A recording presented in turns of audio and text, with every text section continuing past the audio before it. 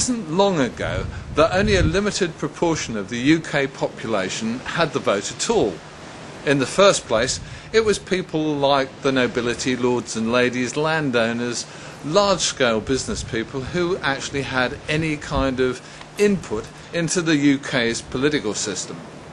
Then men got the vote, and eventually even women got the vote.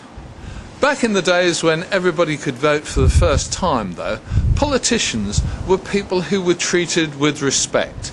The only people who didn't believe a politician was another politician. But now, in the last 50 years, we've started to get stacks more information about how other people live their lives, about their peccadillos, about the mistakes they normally make, as everybody makes mistakes in their lives. I don't even think that half, or maybe not even a quarter, of the population of the UK believe anything that our politicians say as a matter of routine.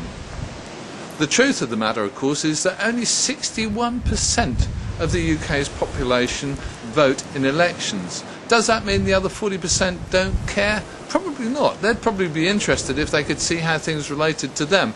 But the truth of the matter is only just over half of our population puts the people in charge of us in charge of us.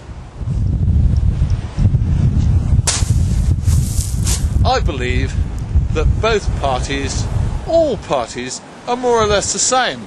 They're just like Coke and Pepsi.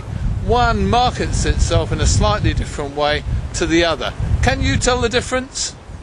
So what are the differences between the brands? Well, as far as I can see, there aren't many.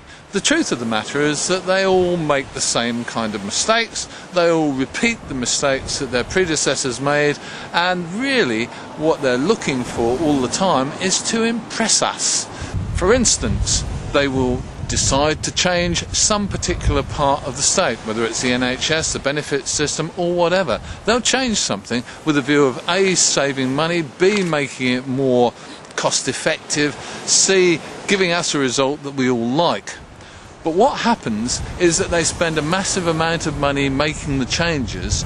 A year or 2 years down the line, someone comes up with a bright idea and they do all the same thing again. They never give the system a chance to stabilise in the hands of the people who are operating it, because from their point of view that doesn't matter. What really matters is doing something to knock you and I in the eye and say, gosh, aren't they doing well?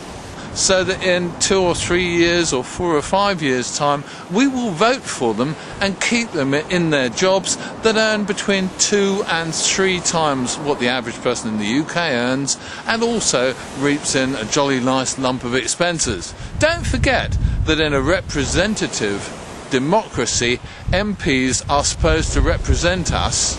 In fact, they don't, because they represent a group of people who earn at least twice what the national average wage is. So, here's the final question. What do we want to do? Do we want to keep voting for what's essentially a contest between Pepsi and Coke, two brands that are very similar, in fact almost indistinguishable, or do we actually want to get involved in politics and the way our country is run and start to determine the world and the way it works for ourselves, rather than for some people whose main job is to get themselves re-elected in a few years' time?